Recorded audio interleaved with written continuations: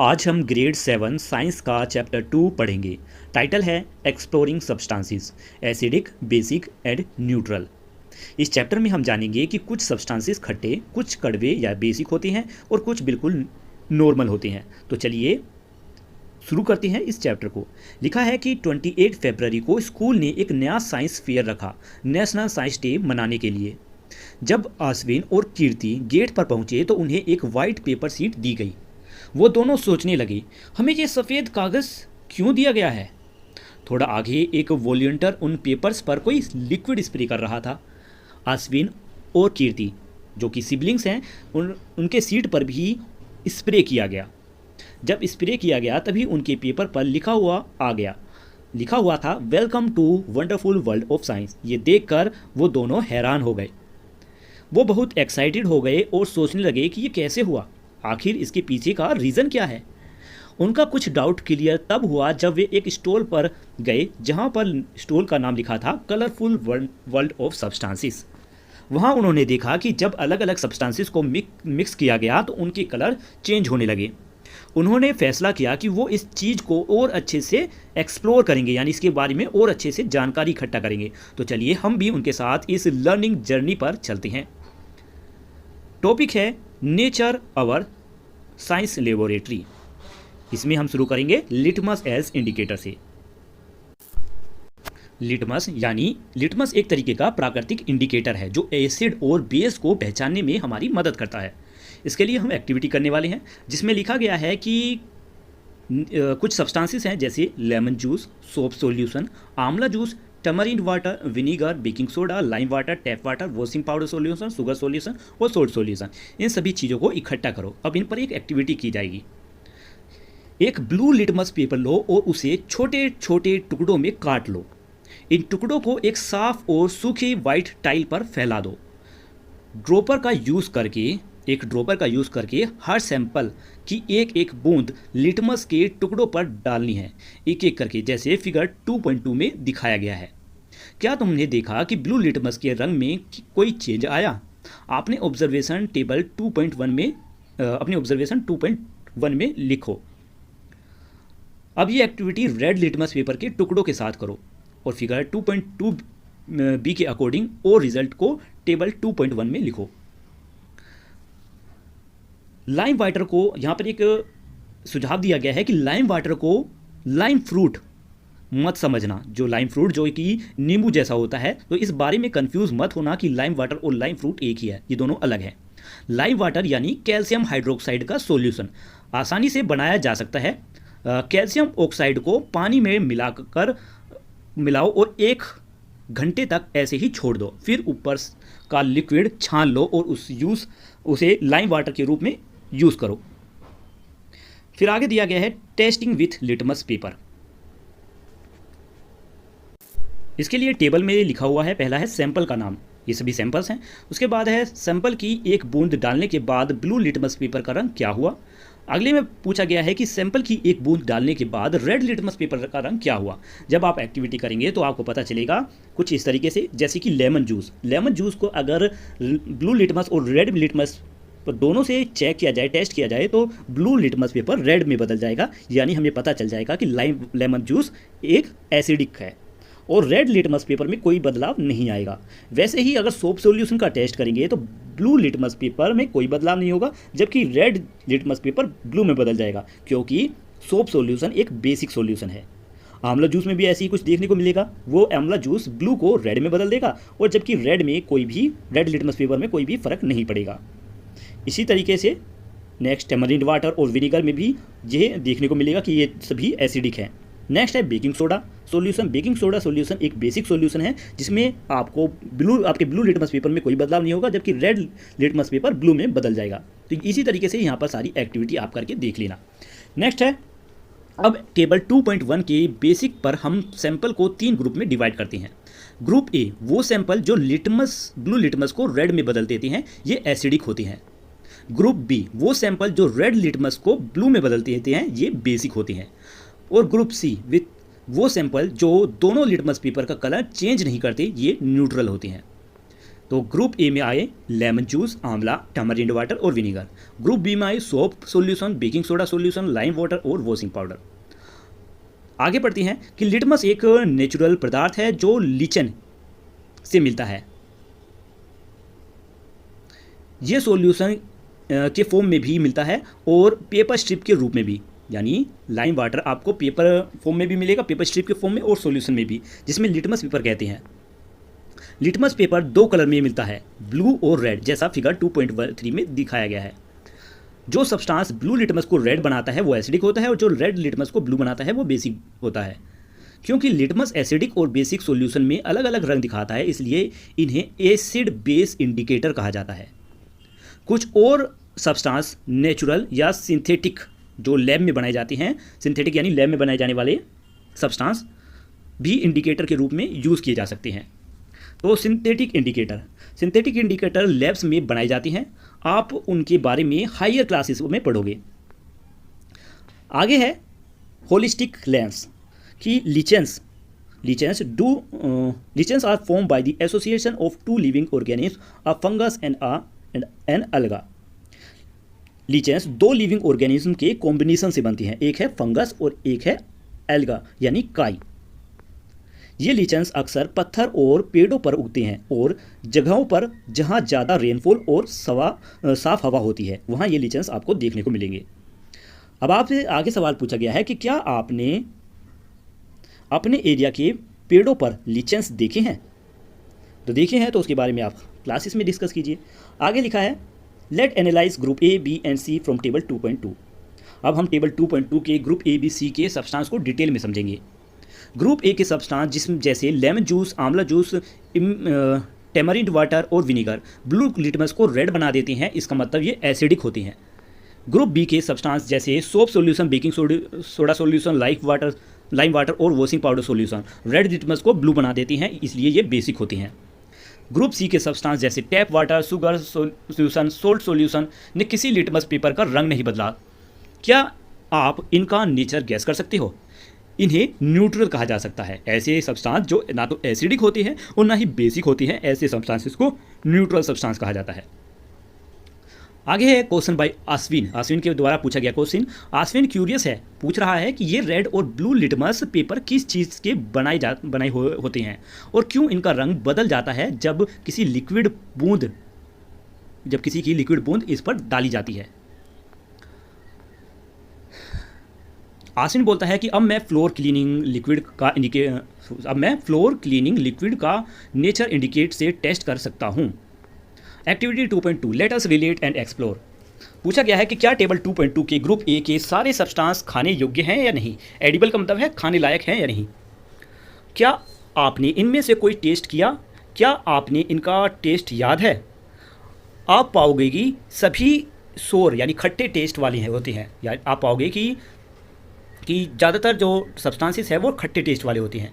इसका मतलब जो सब्सटेंस खट्टे टेस्ट होती हैं उनमें एसिडिक होता है, वो एसिडिक नेचर की होती हैं। अब एक बात और यहाँ पर आपको ध्यान देने लायक है कि कभी भी बिना परमिशन के इन सब्सटेंसेस को टेस्ट ना करो। किसी अननोन चीज़ को तो बिल्कुल भी टेस्ट ना करो, ये आपको आपके शरीर को नुकसान दे सकते हैं। आगे है some common acids and where they are found. कुछ एसिड्स और कहाँ ये पाए जाती हैं। कुछ आम खाने वाली सब्सटेंस में कौन सा एसिड होता है, ये फिगर 2.1 में दिखाया गया है। एसिडिक एग्जाम्पल है लेमन, आंवला, टैमरिंड, विनीगर, ये बार बार हम पढ़ चुके हैं। तो यहाँ पर एक एक्सरसाइज दी गई है, find out and write the name of most common acids present in the following substance.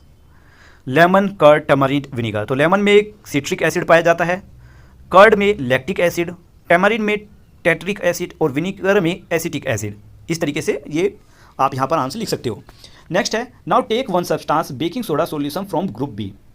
Baking soda का सॉल्यूशन अपनी उंगलियों के बीच में रब करो, क्या फील होता है?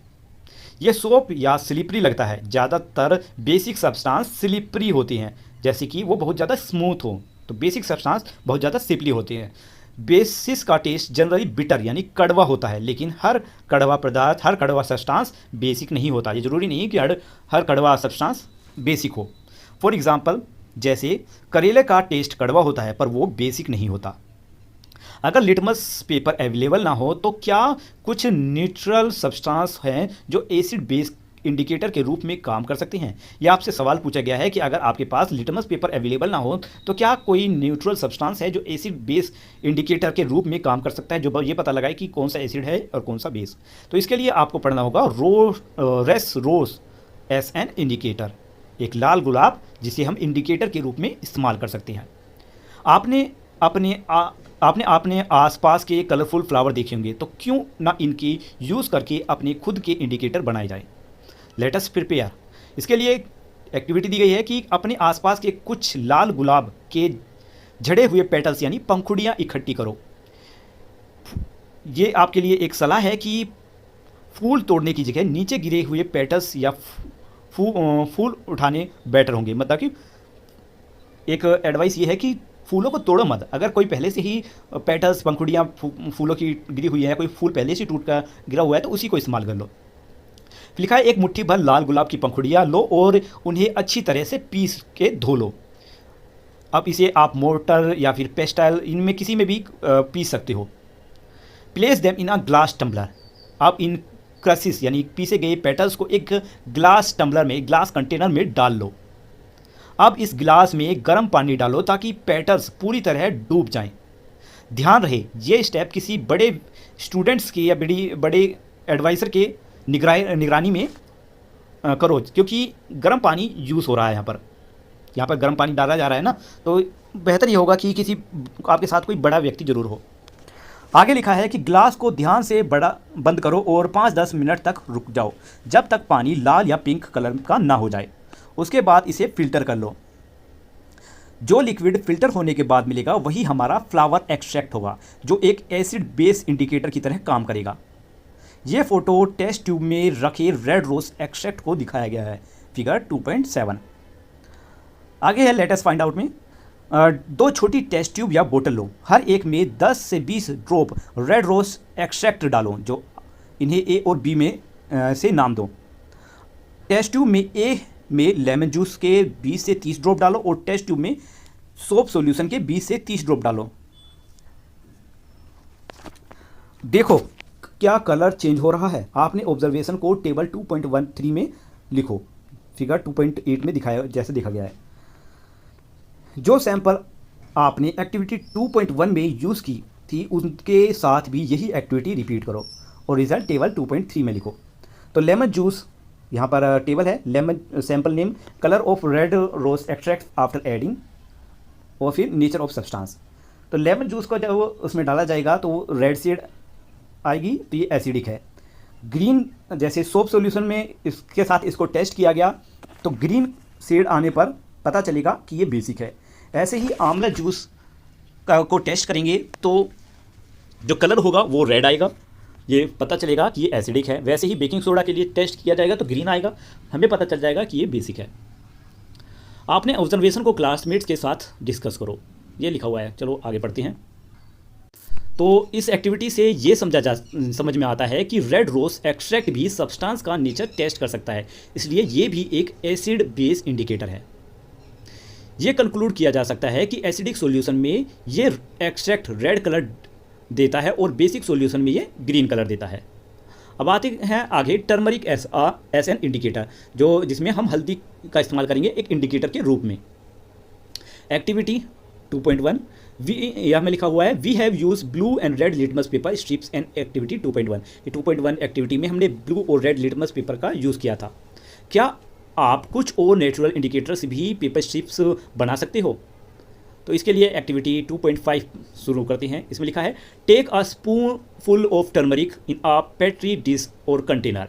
एक पेट्री डिश या कंटेनर में 1 चम्मच हल्दी लो और थोड़ा सा पानी मिलाकर पेस्ट बना लो। चाहो तो फ्रेश हल्दी को पीस भी सकते हो।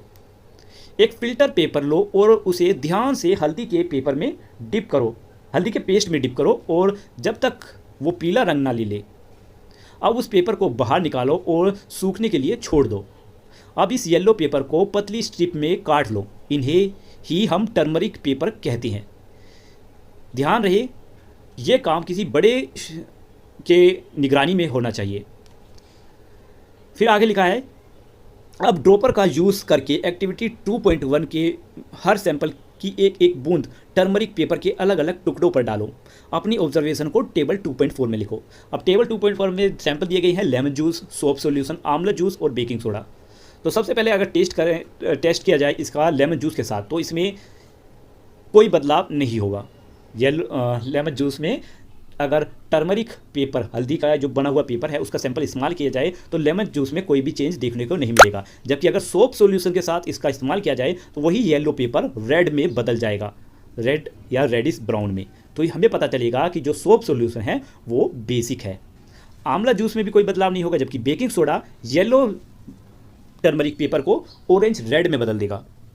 तो आपको इस ऑब्जर्वेशन से क्या सीखने को मिला?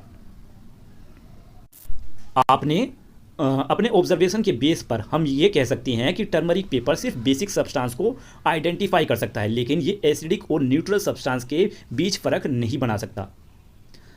आगे है why is turmeric known as golden spicy, कि हल्दी को एक कोमल मतलब कीमती मसाला क्यों कहा गया है।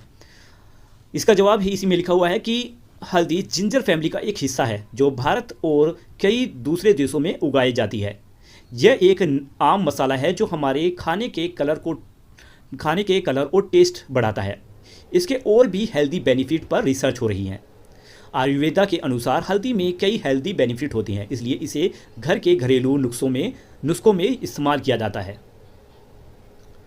आगे है कि लिखा हुआ है कि मेरी वाइट शर्ट पर करी का हल्दी वाला दाग लग गया, जब सोप लगाया गया तो उसका रंग बदल गया। वो अब मुझे पता चल गया कि ऐसा क्यों हुआ। आप भी जानते हैं कि ऐसा क्यों हुआ होगा। अब आगे बढ़ते हैं कि आश्विन ने गुरु पूर्णिमा के दिन अपने टीचर के लिए ग्रेटिट्यूड दिखाने के लिए एक ग्रीटिंग कार्ड बनाया।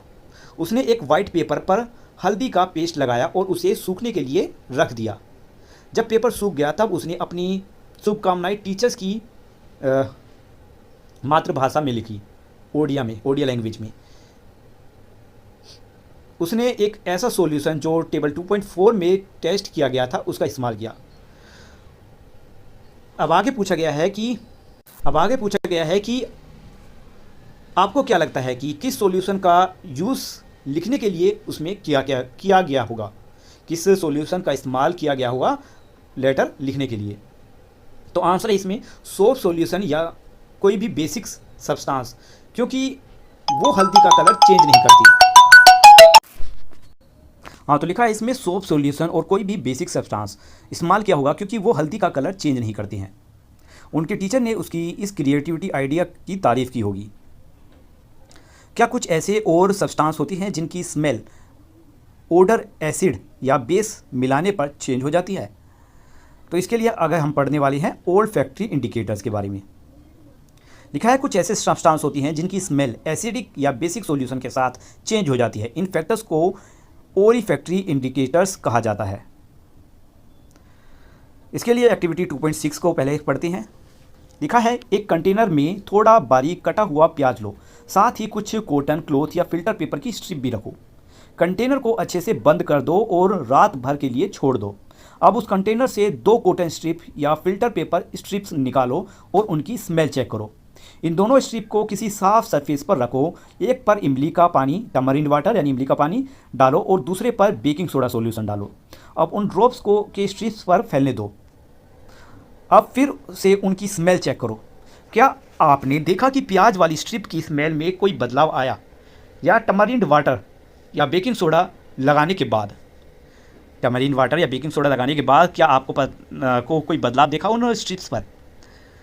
ऑब्जर्वेशन क्या होगा? तो जवाब ये होगा कि इस तरह और भी एसिडिक और बेसिक सब्सटेंस के साथ टेस्ट करने के बाद आपको अलग अलग स्मेल पहचानने को मिलेगी। अब इन स्मेल को चेक कीजिए और अपनी उसमें ऑब्जर्वेशन में लिखिए कि आपको कैसी स्मेल आई। दोनों में आपको अलग स्मेल मिलेगी। आगे क्वेश्चन है what happen when acidic substance mix with basic substance. जब एसिड और बेस मिलते हैं तो क्या होता है? चलिए एक एक्सपेरिमेंट करके जानते हैं कि एसिड और बेस मिलने पर क्या होता है। लिखा है एक टेस्ट ट्यूब में एक बूंद लेमन जूस डालो और उसमें 20 बूंद वाटर मिलाओ। देखो इसका कलर क्या हुआ। अब इसमें एक बूंद ब्लू लिटमस सॉल्यूशन डालो। क्या आपको कलर चेंज दिख रहा है? फिगर 2.1 में देखो इस तरीके से। अब इस टेस्ट ट्यूब में ड्रॉपर से लाइम वाटर की बूंद डालो धीरे धीरे और टेस्ट ट्यूब को हिलाकर हल्का सा घुमाओ, हिलाओ। अब क्या दिख रहा है? क्या सॉल्यूशन का कलर बदल रहा है? एक स्टेज आते ही जब सॉल्यूशन का कलर रेड से ब्लू हो जाता है, जैसे कि फिगर 2.1 में बी में दिखाया गया है, उसी तरीके से अब उसकी सॉल्यूशन में एक और बूंद लेमन जूस डालो। क्या तुम बता सकते हो कि कलर चेंज क्यों नहीं हो रहा?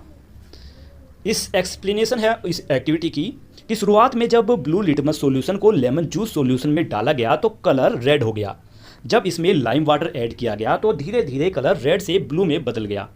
इसका मतलब है कि जब यह सॉल्यूशन एसिडिक नहीं रहा, लाइम वाटर ने एसिड का इफेक्ट न्यूट्रलाइज कर दिया। जब एक एसिड और एक बेस को बराबर अमाउंट में मिक्स किया जाता है तो जो सॉल्यूशन बनता है वो ना तो एसिडिक रहता है और ना ही बेसिक। ऐसे रिएक्शन को न्यूट्रलाइजेशन रिएक्शन कहते हैं। न्यूट्रलाइजेशन रिएक्शन में सोल्ट यानी नमक और वाटर बनता है और साथ में हीट भी रिलीज होती है। जैसे एसिड प्लस बेस इक्वेशन है इसकी, एसिड प्लस बेस को अगर मिक्स किया जाए तो बनेगा salt plus water plus heat. Next है न्यूट्रलाइजेशन इन डेली लाइफ। रोज़मर्रा की ज़िंदगी में न्यूट्रलाइजेशन कैसे होता है, चलिए जानते हैं कि ये कैसे काम कर आता है रियल लाइफ में। फर्स्ट है एंट बाइट। इसमें लिखा है कि कीर्ति गार्डन में बटरफ्लाई देख रही थी और उसके हाथ एक ट्री ट्रंक पर था। तभी एक रेड एंट ने उसे काट लिया और उसकी स्किन रेड हो गई और दर्द होने लगा। उसके भाई ने उस जगह पर मॉइस्ट बेकिंग सोडा लगाया जिससे दर्द खत्म हो गया। तुम्हें क्या लगता है कि ऐसा क्यों हुआ होगा? तो जवाब है इसका, जब चींटी काटती है तो वो फॉर्मिक एसिड नाम का एक एसिड लिक्विड स्किन में इंजेक्ट कर देती है। जब वो डंक मारती है एंट तो अपना एसिड आपकी स्किन में छोड़ देती है। उस एसिड के इफेक्ट को न्यूट्रलाइज किया जा सकता है या ख़त्म किया जा सकता है बेकिंग सोडा लगाकर, जो कि एक बेस है। आगे है एसिडिक सोइल फार्मिंग कि फार्मर्स पोर्टल पर एक किसान ने लिखा कि मेरे पौधे अचानक से नहीं बढ़ रहे। बाद में पता चला कि ज़्यादा केमिकल फर्टिलाइजर की यूज़ से मिट्टी एसिडिक हो गई है। जब मिट्टी बहुत ज़्यादा एसिडिक हो जाती है तो प्लांट अच्छे से ग्रो नहीं करते। इस मिट्टी को लाइम जो एक बेस है डालकर ठीक किया जा सकता है। फिगर 2.1 में देखो। आगे factory waste in the lake. Ashwin का दोस्त गुरबीर एक इंडस्ट्री एरिया के पास रहता है। उसने बताया कि उसके एरिया के लेक में मछलियों की संख्या दिन ब दिन कम होती जा रही है। तुम्हें क्या लगता है कि इसका रीज़न क्या हो सकता है? इसका रीज़न हो सकता है कि ये इसलिए हो सकता है क्योंकि फैक्ट्री का कचरा लेक में डाला जा रहा है। अगर फैक्ट्री का वेस्ट एसिडिक हो तो मछलियों को बचने के लिए क्या किया जा सकता है? फैक्ट्री वेस्ट में पहले बेसिक सब्सटेंस मिलाकर उसे न्यूट्रलाइज बनाया जा सकता है, उसके बाद ही उसे लेक में डाला जा सकता है। अब क्या आप एक्सप्लेन कर सकती हैं कि अश्विन और कीर्ति के पेपर पर जब लिक्विड स्प्रे किया गया तो उस पर welcome to the wonderful world of science का मैसेज कैसे आया होगा? क्या हो सकता है कि स्प्रे में टर्मरिक सॉल्यूशन था और लिखने के लिए सोप सॉल्यूशन का इस्तेमाल किया गया होगा? जवाब है बिल्कुल हाँ। कि सोप बेसिक है, सो ये टर्मरिक येलो को रेडिश में बदल देता है, जो कि एक लिखावट के रूप में आप देख सकते हो।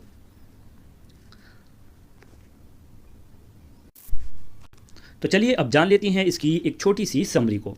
इसमें लिखा है कि हमारे आसपास के सब्सटेंस को एसिडिक, बेसिक और न्यूट्रल 3 कैटेगरीज में डिवाइड किया जा सकता है। Lichen, red rose hibiscus, purple cabbage, turmeric जैसे न्यूट्रल सब्सटेंस का यूज सब्सटेंस का नेचर पहचानने के लिए किया जा सकता है, यानी इनका इस्तेमाल करके भी हम एसिड और बेस का पता लगा सकते हैं। जब सब्सटेंस एसिडिक और बेसिक सॉल्यूशन में अलग अलग कलर दिखाते हैं उन्हें एसिड बेस इंडिकेटर कहते हैं। एसिड ब्लू लिटमस का रंग रेड बना देता है, बेस रेड लिटमस का कलर ब्लू कर देता है। Red rose extract acid solution में रेड और बेसिक सॉल्यूशन में ग्रीन कलर देता है।